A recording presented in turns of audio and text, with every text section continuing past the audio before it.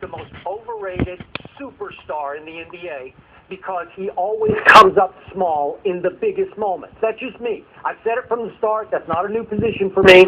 But Kobe is starting to see that. He's starting to know that Dwight's not a tough guy. Dwight doesn't take basketball or winning nearly as seriously as Kobe wants him to, the way Kobe does take it seriously. Right. So it's a bad fit.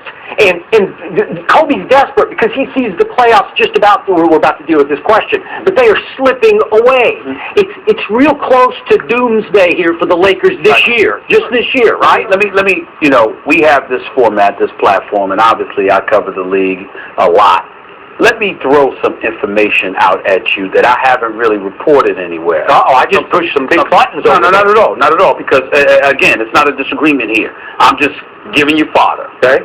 Kobe is not aware that I know what I'm about to say, that I know what I'm about to say.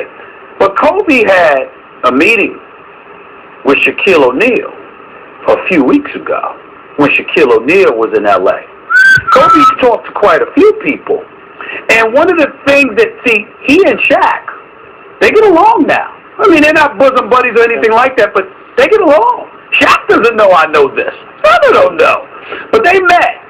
And one of the things that Kobe, a lot of times when people look at Kobe and Shaq and the dichotomy, the schism, the divide that existed, he felt like Shaq wasn't dedicated. He knows to some degree that he was arrogant.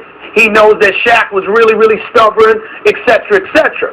But the thing about Shaq that Kobe grew to appreciate over time was not just his level of production, but the fact that when the lights shined, Shaq inherited the pressure. He embraced it. He did. When the big moment arrived, that's when Shaq's problem was, it was the menial stuff that Shaq didn't want to be a part of. Right. Shaq said, the 82 games, what does that mean? But in the course of 82 games, if he had to go up against Patrick Ewing, if he had to go up against David Robinson, if he had to go up against Vlade Divac or somebody, stuff like that, Shaq would rise to the occasion. The bigger the moment, the more he ballooned. He wouldn't shrink.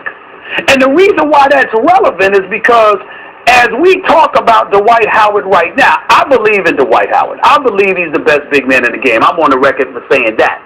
But I will acknowledge that if you're playing alongside Kobe Bryant, you didn't do that for Kobe Bryant. You did that when you were in Orlando. Okay. And the standard that exists in Orlando is entirely different than the standard that Kobe has helped establish in L.A. So Kobe is looking at Dwight. Even though I feel the way that I feel about Dwight, Kobe is along the lines of, show me. I don't care what you did in Orlando. I agree. It means nothing to me. I need to see it now. And here's where the problem lies. Skip the other nugget of news. Dwight Howard wanted Phil Jackson. It was Kobe and Steve Nash that were fine with Mike D'Antoni. It's not that they didn't want Phil, but when they heard it was D'Antoni, it wasn't like they were appalled by it. Sure. And that's not to say that Dwight Howard was appalled either. But if you look at their coaching styles in terms of their schemes and what they want, Dwight Howard knew that Phil Jackson was a better fit for him. And if you are Jim Buss, you talk behind Kobe's back. You talk behind other players' back. You basically don't talk to them at all half the time. You do your own thing, but you send out little messages. And there is no question that the message was sent to Dwight that he was the future, that he matters just as much as Kobe because Kobe is the here and now and the past, but Dwight is the future. So to go out there and pick Mike D'Antoni, in Dwight Howard's eyes, you basically snubbed your nose at him because you didn't pick the coach that he would have wanted, that would have coached a style of play that would allow him to play a peak performance. So all of those, so there you go. Yeah. So the bad fit, the information that I'm giving you points to a bad fit, but at the same time, the fact that Kobe, who doesn't believe any of this is news, is speaking about it. Kobe, Dwight, I can't imagine how Dwight's feeling right now because even though I totally believe Kobe, because I heard Kobe say this months ago, the point is, how is Dwight taking it now that it's in the news now? What do you think Shaq told Kobe when they met a few weeks back? In terms of, I need to know about Dwight. What do you think he recommended? What advice did Shaq give Kobe? I don't need to guess about what Shaq told Kobe because I know what Shaq has told me, and I know what Shaq has told others. And that is, he believes that Dwight can ball.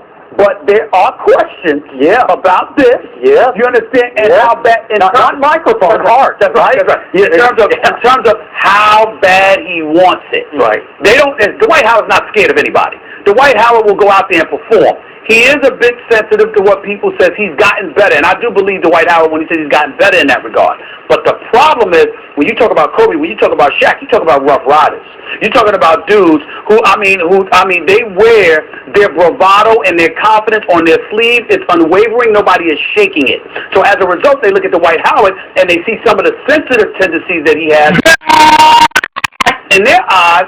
That's relatively weak. You need to talk about, not care about what people think.